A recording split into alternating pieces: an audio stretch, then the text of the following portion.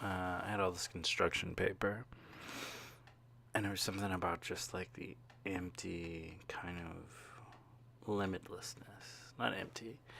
The limitlessness, the far reaching limitlessness of just making and being and doing. And it was just amazing. I, in one day, drew in like crayon, I think, on these. Every character that I had ever liked. I went through all these like trading cards and everything, and I just drew every single character. Now, this was during the 80s, so there were like a crazy amount of like trading card type things. And these weren't like playing cards or like any type of Pokemon type thing. It didn't really exist at the time. So these were just like, oh, you like this character? Oh, let's make a card about it. So I did that. It's like comic books and wrestling and all this stuff, and I just kind of just kept going and doing and making and drawing, and it was the first time in my life I had just been fearless about making it. And remember, I had like this huge piece of paper that was like the size of me at a time. And I mean, I'm little at the time, so that's not really that many. That's not that big, but it's pretty big. And I did this giant poster for my friend who lived across the street of his favorite wrestler, and it took me all weekend to do because his favorite wrestler didn't have a lot of facial features, but he had a very intricate kind of costume going on. So I drew the very intricate costume, and it took me a lot of time and several crayons to do so. And literally, it was in his house for about a day and a half, and then his older brother ripped it to shreds because he wanted to piss him off, which pissed me off more than anything. But we're little kids; we can't do anything about it. So we cried about it, and then we moved on.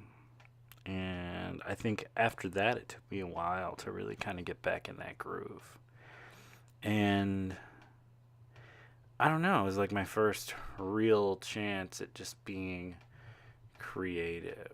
I remember my mom had gotten me like all this like tracing paper and stuff like that, and I figured out a way to do a tracing paper transfer. So I would I would trace the outline of something because I didn't like just tracing. I traced the outline of something, and then I would flip it while it was still wet and rub my hand on it vigorously until it warmed the kind of crayon or marker. Um, and then it would leave like an outline on the actual paper that I was working on. And then I would try and fill it in with all the details and stuff. And I mean, the proportions were off, but it was interesting when I think about it now because I hadn't quite figured out how to connect my mind to my fingers. And so I figured out how to just kind of make a gateway between the two on the things that had gone. I hadn't really drawn anything that was completely original until maybe about a year or two later during a summer. Because, summer is when kids get to do creative stuff, basically. And I was in DC, and one of my best friends at the time, and I were playing like video games on like Atari or something. And we started. No, he had Nintendo because it was Double Dragon. It's like this weird little fighting game type of thing. You're like these two guys, and you fight like a street gang basically, and you slowly kind of work your way up a tower to fight them. And we were like, this is amazing. We have to make our own real life video game. So we took all this cardboard and all these pieces of paper and cardboard, and we cut everything out. So it was like all these shapes, and so we could make them into actual like figures to use and play with and fight and do everything. And it was just I don't know, man. It was really kind of like a driving thing. Like we didn't want what they made. We wanted something that we made. we weren't really willing to settle for the things that they came up with. We were coming for the things that only like we could, because we figured we could make them better. This is like Nintendo back in the day. This isn't even Super Nintendo, I don't think. So this is the cartridge. You gotta like blow on it, you know, to get it to work sometimes because dust and it would overheat and the game would freeze and it sucked because there was no saving like they have now. It was just one of those things where all of a sudden everything had to start all over again. And we just kind of just went with it.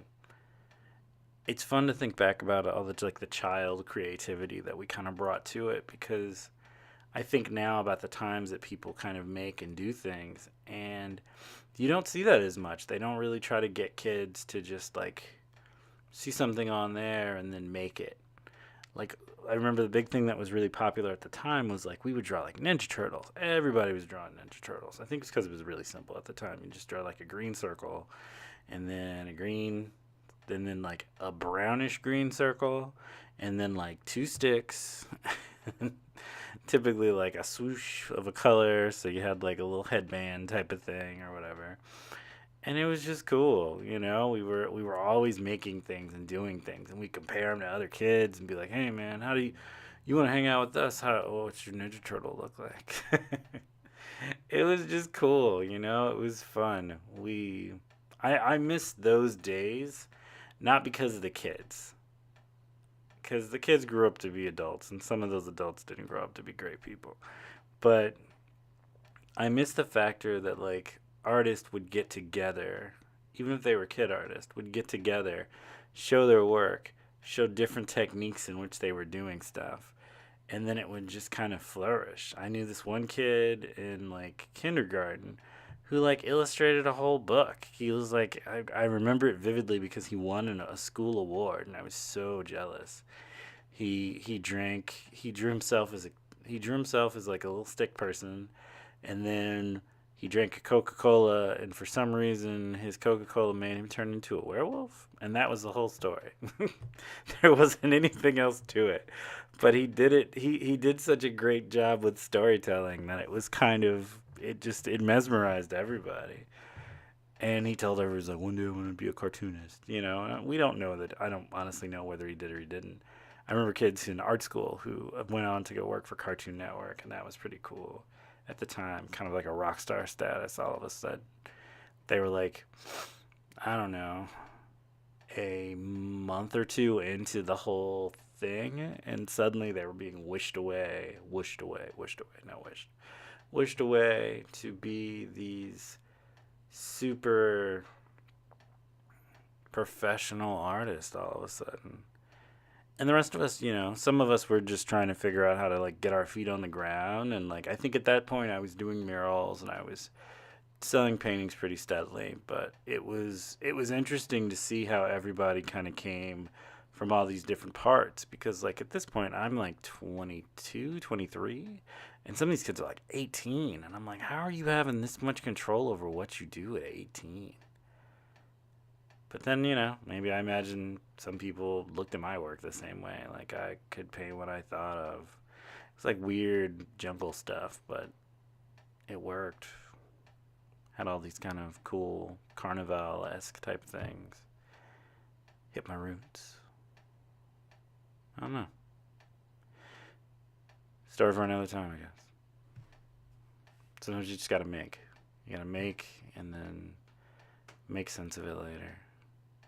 It's the journey of the artist, the true journey.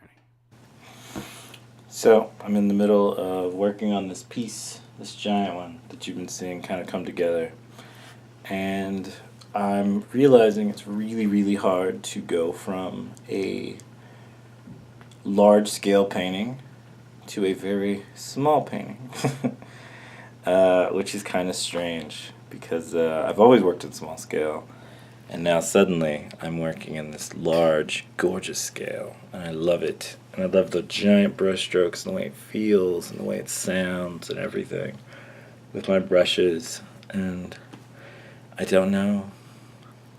I just don't know. I can do both, but I prefer the larger scale. I'm starting to realize the difference between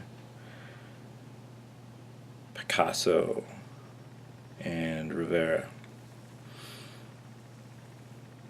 Those strokes. The strokes are vicious.